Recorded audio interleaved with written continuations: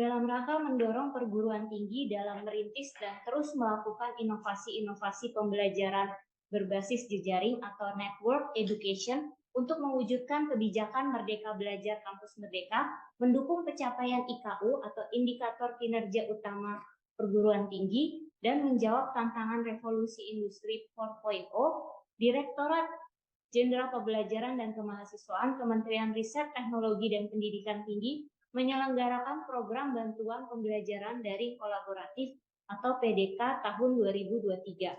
Berikut ini adalah implementasi pembelajaran daring kolaboratif 2023 untuk mata kuliah perencanaan geometrik jalan raya, hasil kerjasama antara Universitas Borobudur, Prodi Teknik Sipil, dengan Universitas Ikroburu, Prodi Teknik Sipil.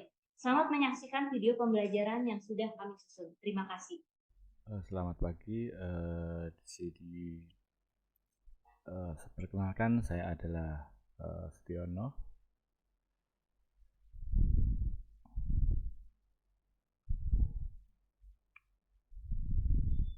Saya akan menjelaskan tentang langkah-langkah dalam pembuatan tugas besar jalan raya dengan program Sipil 3D. Nama saya Autodesk Sipil 3D. Nah, sebelumnya saya sampaikan bahwa pembelajaran ini sesuai dengan modul yang nantinya juga akan saya sertakan di pelatihan ini.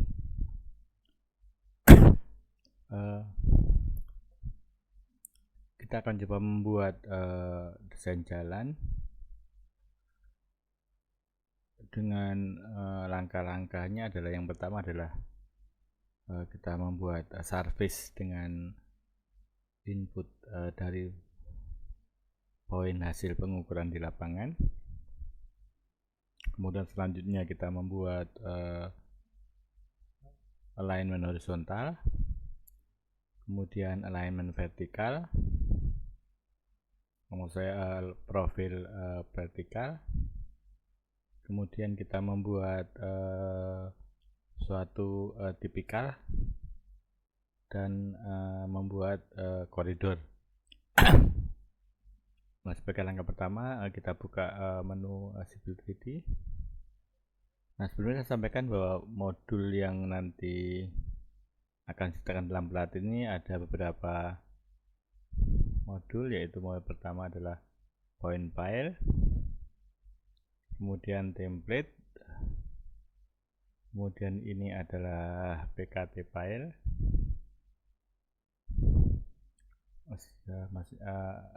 yang berisi assembly dari nanti bahan pembelajaran yang kita buat.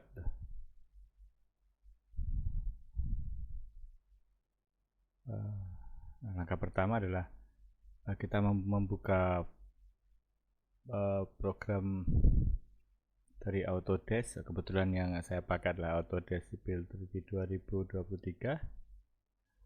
Meskipun pada saat modul ini dibuat saya masih menggunakan Autodesk Sipil 3D 2016.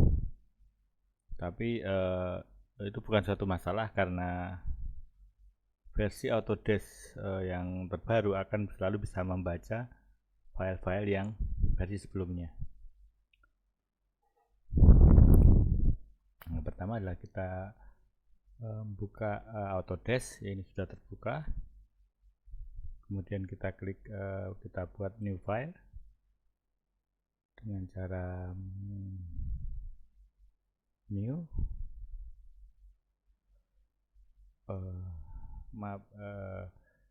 Kita buat new file dari template yang sudah kita siapkan. Kita pilih new file, template, kemudian kita cari template yang ada di modul modul, template, dan new 2016, open. Nah, setelah selesai, langkah selanjutnya adalah kita mempelajari menu-menu di Autodesk. Tidak jauh berbeda dengan AutoCAD pada umumnya. Hanya yang berbeda adalah ada di toolspace ini. Toolspace ini adalah berisi perintah-perintah untuk dalam kita membuat suatu desain, baik itu desain jalan, kemudian desain rel, kemudian desain kawasan dan lain sebagainya. Langkah pertama adalah seperti yang saya bicarakan tadi, kita membuat service dengan mencoba menginsert poin yang sudah ada. Perintahnya adalah ada di sini insert, kemudian point from file. Nah, di sini ada suatu toolbar, kita bisa memilih file, yaitu select file. Kita pilih dari folder point file, all point, open. Nah, poin yang kita pilih tadi kebetulan dia punya format, yaitu point, string, northing, z, dan deskripsi. Nah, kita sesuaikan formatnya dengan memilih point file format, adalah PENZD dengan pemisah spasi, sehingga urutnya sudah benar, point number, string, northing, elevation, dan deskripsi. Kemudian kita oke. Untuk menampilkannya kita zoom pada posisi poin-poin tersebut dengan perintah zoom, enter, extend, enter. Adalah tampilan dari poin yang sudah kita insert pada gambar ini. Kemudian langkah ini adalah kita membuat service. Kita buat create service, kita beri nama service misalnya EG, kemudian kita deskripsinya kita isi existing ground, kemudian style. Nah, style ini adalah tampilan dari service yang nantinya kita buat. Jadi style ini adalah membuat style tampilan. Jadi meskipun kita anggap tampilannya no display, tapi sebenarnya service itu tetap ada. Coba kita buat tampilannya existing dengan menampilkan kontur. Nah, pada style existing ini ada display. Display ini adalah untuk menampilkan poin, kemudian triangle, border, major contour, minor contour, dan lain sebagainya. Kita coba pilih untuk menampilkan triangle dulu dan kontur. Apply, oke.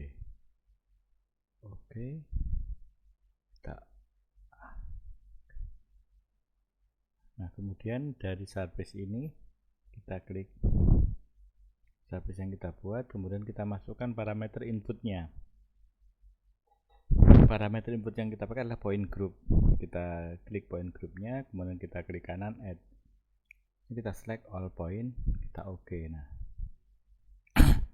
sekarang sudah terlihat hasil dari service yang sudah kita buat, ditunjukkan dengan adanya garis-garis kontur dan garis-garis mesh atau triangle. Nah, kebetulan garis-garis mesh ini adalah hasil dari interpolasi. Jadi ada beberapa garis yang sebenarnya tidak kita butuhkan karena dia interpolasinya terlalu jauh. Nah, coba kita hapus garis tersebut dengan perintah delete line.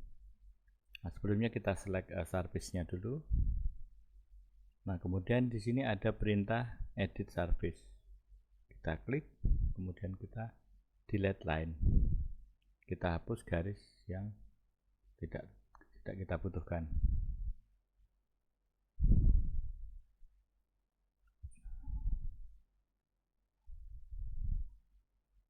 Oke. Sampai kita temukan bahwa poin itu sudah mendekati poin sebelumnya, jadi bukan interpolasi yang terlalu jauh. Nah, seperti ini.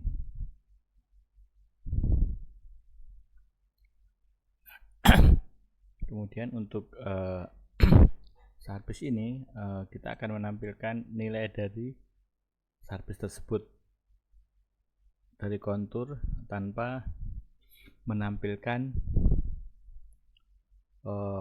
mesh service-nya.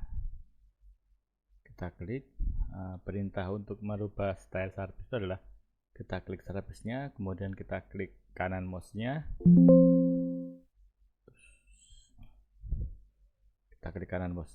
kita service properties. Nah, di sini ada existing, kita rubah parameter display-nya. Oke. Nah, kita hanya tampilkan konturnya saja. Nah, kontur ini bisa kita kasih nilai sesuai dengan elevasinya masing-masing, yaitu dengan perintah label kontur. Kita select konturnya dulu, kemudian di sini ada perintah add label. Kita pilih kontur multiple. Nah, kontur multiple kita memberi label secara bersamaan. Kita coba dari awal. Nah, ini adalah nilai label kontur yang kita buat dengan membuat garis acak pada kontur tersebut. Nah, ini terlihat nilai dari masing-masing kontur. Nah, kemudian langkah kedua adalah setelah kita selesai membuat kontur, kita akan coba membuat alignment horizontal. Nah, di sini kita akan memilih untuk area yang panjang atau area yang pendek. Kita coba untuk pembelajaran ini saya akan coba membuat di area yang pendek, di area yang sudah terdapat jalan existing. Nah, langkah pertama adalah kita coba membuat garis mengikuti center line. Di sini kalau kita zoom, kita ada poin, ada beberapa poin yang dia ada deskripsinya, yaitu bahu, jalan, JL, dan jalan. Kita coba buat garis yang menghubungkan antar JL.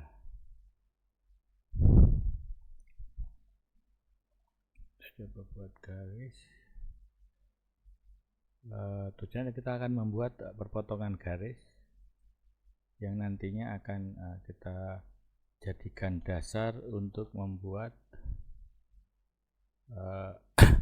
alignment.